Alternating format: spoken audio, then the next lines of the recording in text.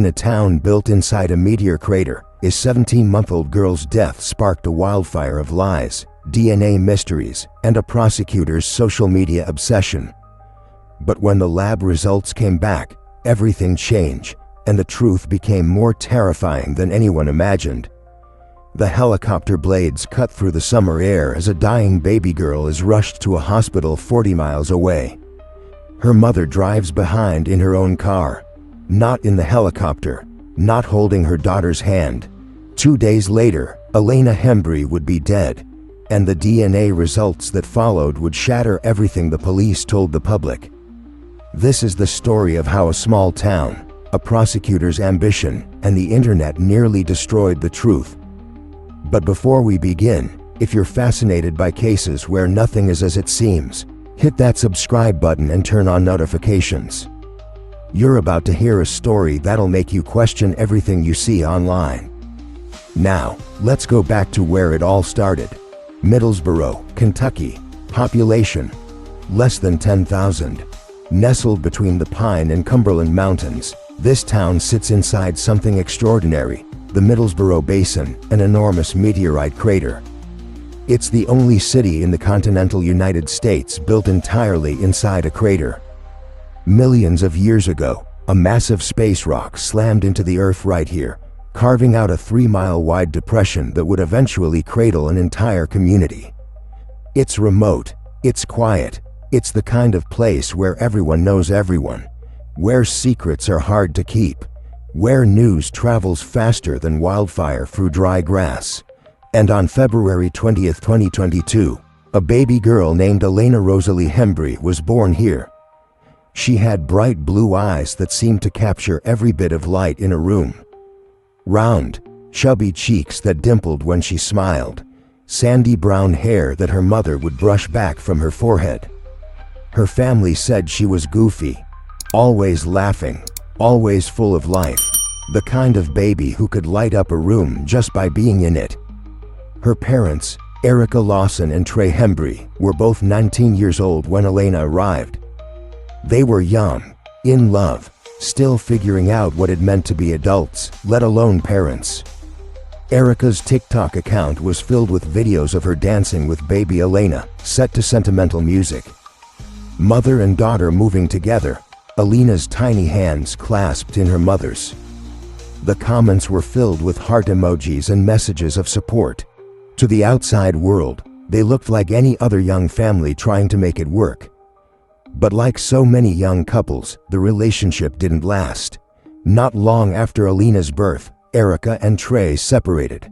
The reasons aren't entirely clear. Some relationships simply run their course, especially when you're barely out of your teenage years and suddenly responsible for another human life. Erica moved north to Mount Vernon, about an hour and a half away, and maintained primary custody of Elena. Trey stayed behind in Middlesboro. Elena also had an older sister who reportedly lived with her grandparents. The family structure was complicated, fractured, but not uncommon in small-town Kentucky. For a while, things seemed normal, at least on the surface. Erica would post updates, photos of Elena eating, videos of her taking her first steps. The mundane, beautiful moments of early childhood that every parent documents. But in late spring of 2023, cracks began to show. Erica's uncle noticed something disturbing during a visit: burns on Elena's knees, small, circular marks that looked deliberate, bruises on the toddler's small body, dark purple and yellow marks that couldn't be explained away by normal childhood tumbles. He was alarmed, deeply concerned. He reported it to the Middlesboro Police Department, providing specific details about what he'd witnessed. When officers tried to make contact with Erica and Elena, they couldn't find them. The addresses on file came up empty. Phone calls went unanswered. The little girl had vanished from the system. And then, just a few weeks later, on July 28, 2023, Erica Lawson walked into Middlesboro Appalachian Regional Healthcare Hospital carrying her 17-month-old daughter. She told the staff Elena was having trouble breathing. She said the baby had been struggling for 45 minutes before she decided to seek help. 45 minutes, Let that sink in for a moment. 45 minutes of watching your baby struggle to breathe before you get in the car and drive to the hospital. The hospital staff took one look at Elena and knew immediately this was critical. This wasn't a respiratory infection or a mild asthma attack. This was life or death. The baby was airlifted to East Tennessee Children's Hospital in Knoxville, one of the premier pediatric facilities in the region. And here's where the story takes a strange turn. Erica drove herself to the hospital in her own vehicle. She didn't ride in the helicopter with her dying daughter. But Trey, Elena's father, and his parents, they rode in the helicopter with the child. Think about that for a moment. The father, who no longer lived with Elena, who didn't have primary custody, was the one holding her hand as the helicopter lifted off. At the hospital, doctors placed Elena on a respirator. They stabilized her. They ran every test. They tried everything in their power. But the scans told a story no parent should ever hear. The brain scans showed no activity, no electrical impulses, no signs of consciousness. Elena was alive only because machines were breathing for her. 2 days later, on July 30th, 2023, Elena Hembry died. She was 17 months old, barely old enough to string together sentences, barely old enough to remember her own name. What the doctors found on Elena's body would send shockwaves through this small town. Skull trauma, widespread bruising covering her tiny frame, and injuries in places that suggested something far worse than neglect. Injuries that suggested deliberate, calculated violence. The police were notified immediately. Within hours, Erica Lawson was arrested, and that's when the prosecutor made a move that would change everything. 21-year-old Erica Lawson was charged with manslaughter, criminal abuse of a child under 12, failure to report abuse, and wanton endangerment. That last charge related to alleged drug use while Elena was under her care. But that was just the beginning. 4 days after Elena's death, the Middlesboro Police Department posted a statement on Facebook. They said DNA samples had been collected from multiple people questioned in the case. They said these samples had been sent out for testing. They emphasized that law enforcement was making every effort to ensure proper protocol was being followed. They urged the public to be patient. They said the DNA results could take up to a year due to the number of samples and the complexity of the case. But the police also said something else, something that would ignite a firestorm on social media. They insinuated that sexual assault had occurred in the time leading up to Elena's death. They didn't provide evidence, they didn't share details, but they planted the seed. And in a small town with a close-knit community, that seed grew into a forest fire. The reaction was instant: rage, grief, demands for justice. People online began calling for the death penalty. For Erica, for anyone involved. Death threats flooded social media.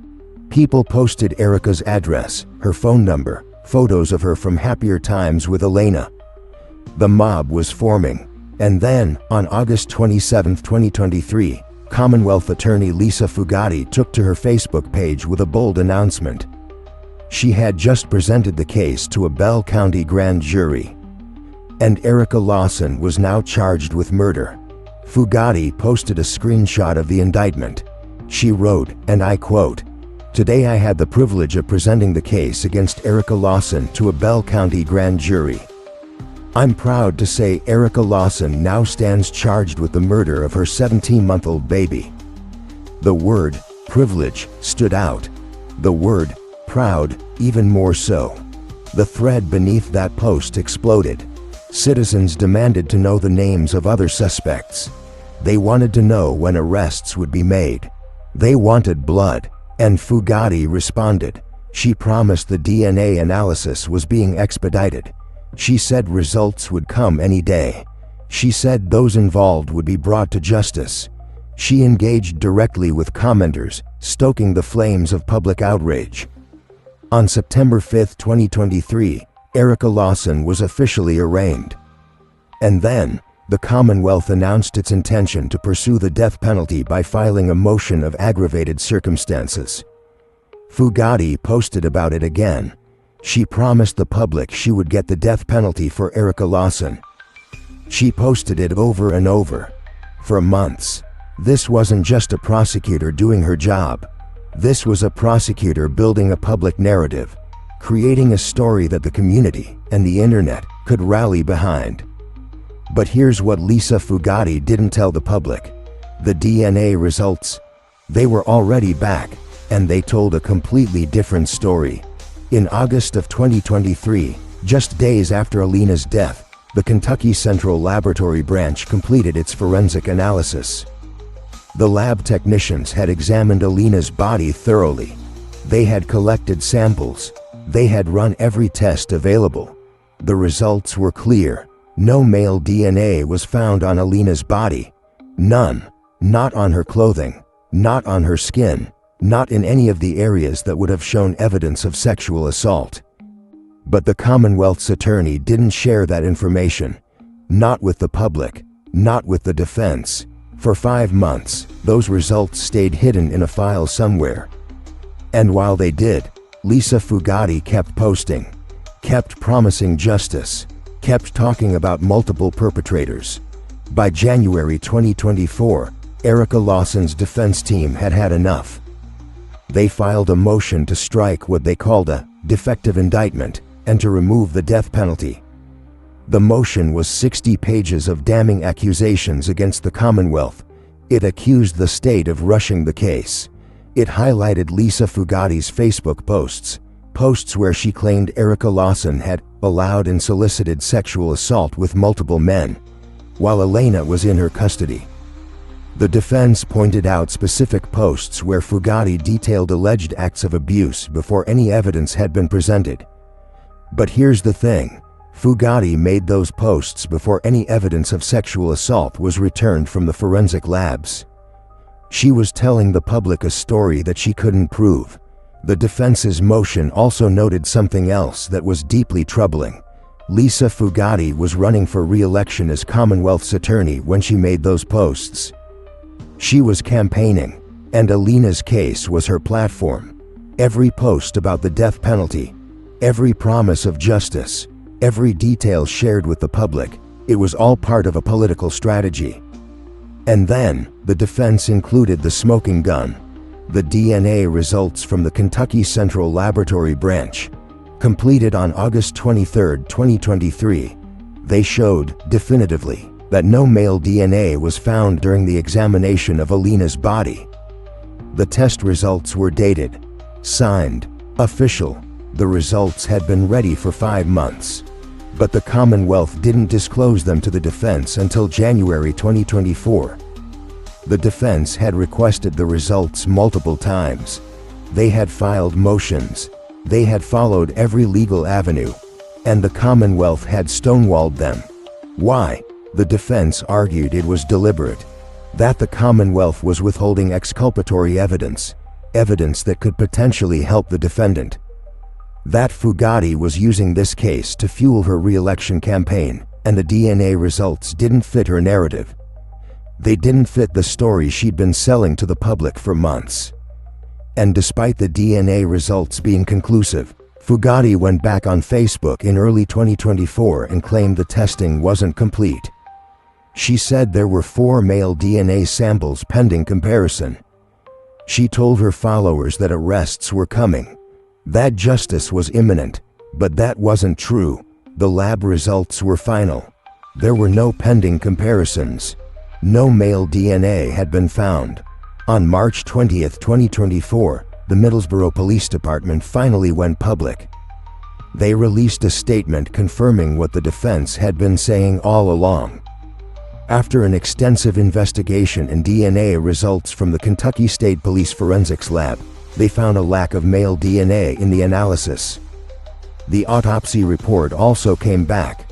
Elena's cause of death, non-accidental blunt force trauma. Severe, catastrophic trauma. The kind law enforcement said they'd never seen in a child so young. Officials stated they now had the evidence needed to move forward with the case. They also revealed that the FBI was now involved in the investigation. But the damage was already done. For 8 months, the internet had been told a story about 6 men, about sexual assault, about a mother who sold her baby for drugs. And now, the evidence said otherwise. But the story had already gone viral. Millions of views, thousands of shares, countless TikTok videos and YouTube documentaries. The lie had spread faster than the truth ever could. Because while the prosecutor and the police were controlling the narrative, something else was happening. Something that would make this case even more complicated. A movement was being born. And it was spreading faster than the truth ever could. A movement built on love for a lost child, but fueled by lies. On August 1, 2023, just 2 days after Elena's death, the community of Middlesboro held a memorial in the downtown square. Hundreds of people showed up, more than the town had seen gather in years. Balloons were released into the summer sky, pink and white, floating above the crater town. Signs were held high: "Justice for baby Elena," "No peace without justice." Trey Hembry, Elena's father, stood before the crowd. His voice broke as he tried to speak. "I'm going through something no father should ever have to go through. No parent should ever have to bury their child." He paused, wiping tears from his eyes. I don't even know how to cope with this yet. I haven't had 5 minutes to grieve. But we have to stay strong. We have to get justice for my daughter." The community rallied behind him. Behind Elena, a local pastor spoke, urging neighbors to be vigilant, to speak up if they saw something wrong, to never let something like this happen again. And soon, a Facebook group called Elena's Army was formed. It started small, just a few dozen concerned citizens from Middlesboro. But within weeks, it had thousands of members. Then tens of thousands. People from across Kentucky joined. Then people from across the country. It became a driving force in the Justice for Baby Elena movement.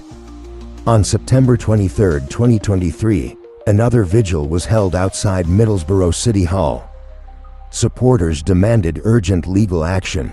They demanded answers. They demanded justice. A former caretaker of Elena spoke at the rally, her voice shaking with emotion.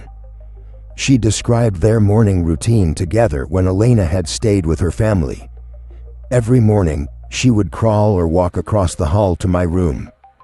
I'd leave my door cracked, and she'd come sling it open so hard it would bounce off the wall. I'd roll over and say, 'Good morning, beautiful. Are you ready for breakfast?' And 9 times out of 10, I fixed her $half-size blueberry pancakes so she could hold them in her hands. Me and her would have breakfast every morning." She broke down crying. "I can't believe someone could hurt her. She was just a baby. Just a perfect little baby." The crowd wept with her. A petition was launched on Change.org calling for the passage of Elena's Law, harsher penalties for child abuse in Kentucky, including the death penalty for offenders of children under 12. Within weeks, it gathered over 24,000 signatures from registered voters within the Commonwealth of Kentucky. On what would have been Elena's second birthday, February 20, 2024, hundreds gathered again in downtown Middlesboro. The mayor declared it Elena Hembry Day in memory of her. Signs reading, "No justice, no peace," hung from tables adorned with photos of the baby, Elena smiling, Elena playing, Elena living. Candles flickered in the winter wind. Flowers and stuffed animals covered every surface. Local restaurants donated meals to the event. To the families, to anyone who showed up to honor Elena's memory. A local citizen addressed the media, saying he had never heard of such a heinous crime committed against an innocent baby, but that he had never seen such immense communal support either. Another mother lamented that she couldn't imagine such an atrocity. That as a mother herself, the very thought made her sick. But behind the vigils and the petitions, something darker was happening. Something that would ultimately threaten the entire case. Rumors were spreading, not just in Middlesboro, not just in Kentucky, across the entire internet. People on social media claimed Elena had been burned with a pipe used to smoke crystal meth. They said the burns on her knees were proof.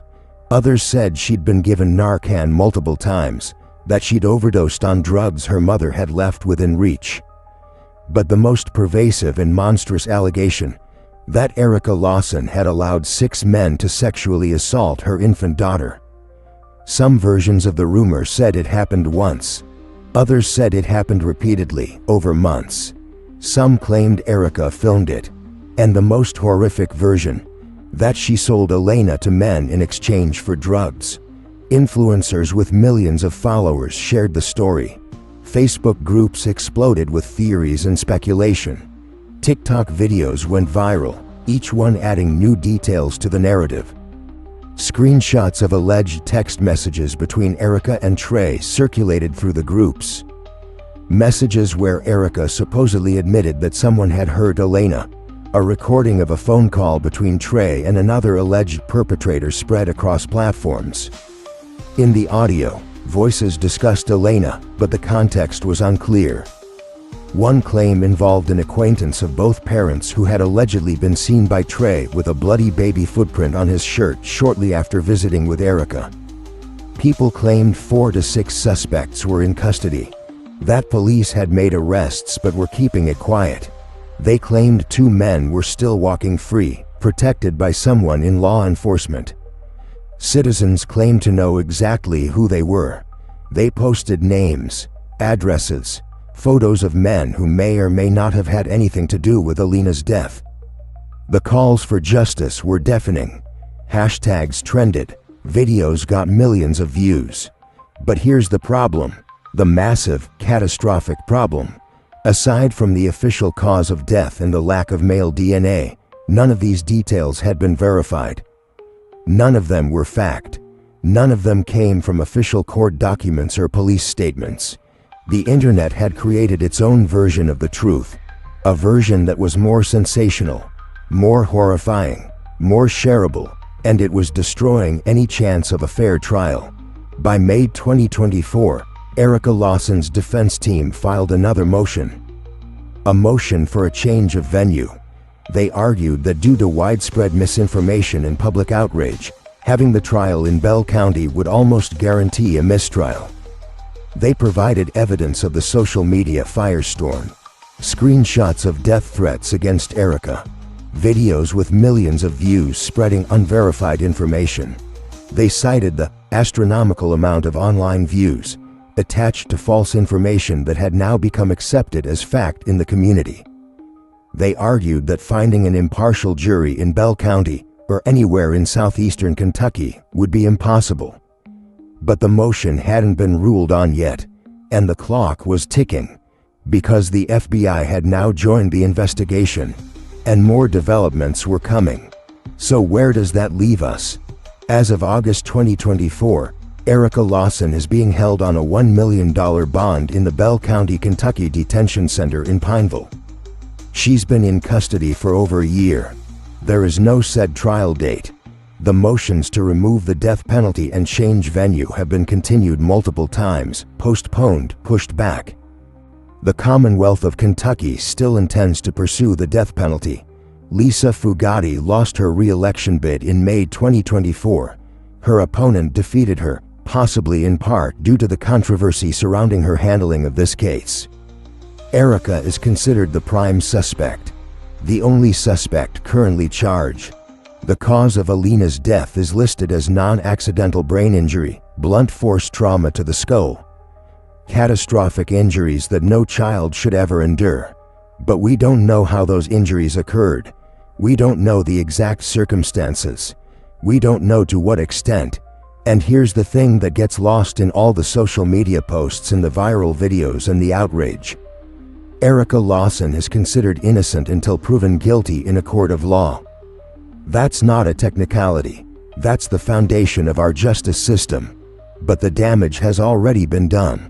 The prosecutor released unverified information on social media before the evidence was ready. The police insinuated sexual assault before the DNA results came back. And the internet ran with it, creating a narrative that may or may not reflect reality. Now, the defense argues that the premature release of that information and the lies that followed could jeopardize the entire case.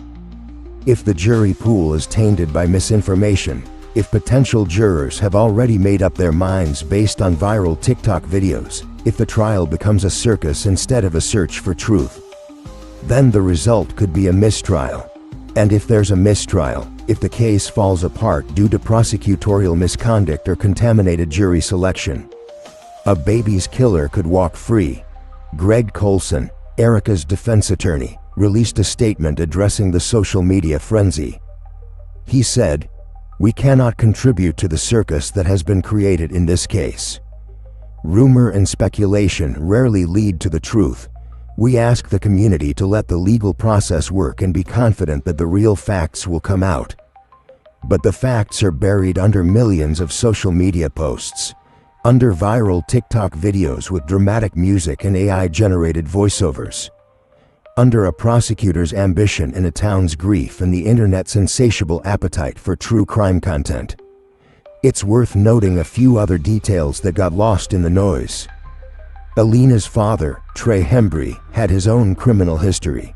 In 2020, he was arrested on a first-degree drug charge for possession of crystal meth. He was also charged with receiving stolen property related to a vehicle he was driving without a license. Does that mean he was involved in Elena's death? No. He was never considered a suspect. But it does paint a picture of the environment Elena was born into. In August 2023, shortly after Elena's death, Trey was arrested again, this time for marijuana possession at a local Walmart. The defense has suggested that Erica may have struggled with substance use as well, though no concrete evidence has been made public. What we do know is that Kentucky has a child abuse problem. According to the Child Maltreatment Report released in 2022, Kentucky has a rate of child abuse and neglect that is 60% higher than the rest of the country. 60%. The state has seen a drop in reported cases since 2018, down by 48%, but that may be due to underreporting rather than actual improvement. Children in Kentucky are suffering, and the system designed to protect them is failing. Elena Rosalie Hembry became a statistic, but she was more than that. She was a little girl who loved half-dollar-size blueberry pancakes, who would burst into rooms and make them brighter just by being there, who had her whole life ahead of her. Elena was cremated by her family. A comment on her obituary reads, "The humans can do these things with no conscience leaves me with no words." What words could ever explain this? Better to be dropped in the deepest part of the ocean with a millstone around their necks than to harm the little ones. Play with the angels, Elena. Your suffering here is over now. But is the suffering really over? Or has it just begun for everyone else? Here's what we know for certain. Elena Hembry died from non-accidental blunt force trauma on July 30, 2023. She was 17 months old. No male DNA was found on her body, despite months of public statements suggesting sexual assault by multiple perpetrators. Erica Lawson is the prime suspect, charged with murder and facing the death penalty. The case has been contaminated by social media misinformation spread by both official sources and internet vigilantes.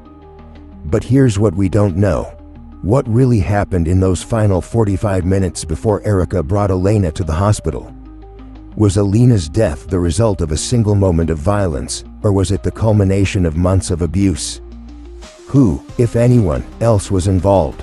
Were there other people in the home? Other witnesses who haven't come forward? And perhaps most importantly, why did a prosecutor and a police department rush to tell the public a story that the evidence didn't support? Was it incompetence, a genuine mistake in the chaos of a horrific case? Or was it something darker? A calculated decision to build public support for a death penalty case, regardless of what the evidence actually showed? Lisa Fugatti's social media behavior suggests she was more concerned with winning re-election than with finding the truth.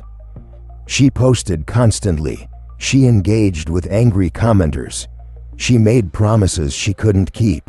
She told the public that DNA results were coming any day, when those results had already been completed and showed the opposite of what she'd been claiming. The Middlesboro Police Department played along, making statements about sexual assault that they couldn't substantiate. And the internet did what the internet does best. It took a tragedy and turned it into content. Millions of views, thousands of followers gained, ad revenue generated from a dead baby's story. The truth became irrelevant. The narrative became everything. And now, as this case finally moves toward trial, whenever that may be, the question remains: can justice be served when the truth has been buried under lies? There's another layer to this story that we need to talk about. The role that you and I, that all of us, play in cases like this. Every time we share a post without verifying it, every time we watch a true crime video that sensationalizes tragedy, every time we participate in online witch hunts based on rumors and speculation, we become part of the problem. Elena's army was created with good intentions. People genuinely wanted justice for a baby who couldn't speak for herself. But somewhere along the way, the movement became less about truth and more about revenge. Less about justice and more about spectacle. The petitions, the vigils, the social media posts, they all came from a place of love and grief. But they also created an environment where lies could flourish, where a prosecutor could use a dead baby as a campaign tool, where the internet could convict someone before a trial ever began. And here's the terrifying part. This isn't unique to Elena's case. This happens all the time now. In the age of social media, every tragedy becomes content. Every mystery becomes a viral sensation. Every accused person becomes a target for digital mob justice. We've created a system where the court of public opinion moves faster than the court of law, where rumors spread quicker than facts, where likes and shares matter more than truth. And innocent or guilty, the people caught in the middle of these cases rarely get a fair shake. Because once the internet decides you're guilty, you're guilty. No amount of evidence can change that. This case is still unfolding. And as more information comes to light, one thing is certain. The internet got it wrong. The prosecutor got it wrong. And a baby girl paid the price. Whether Erica Lawson is guilty or innocent, whether she acted alone or with others, whether this was a moment of violence or months of abuse, we may never know the full truth, because the truth was sacrificed for clicks, for likes, for shares, for re-election campaigns.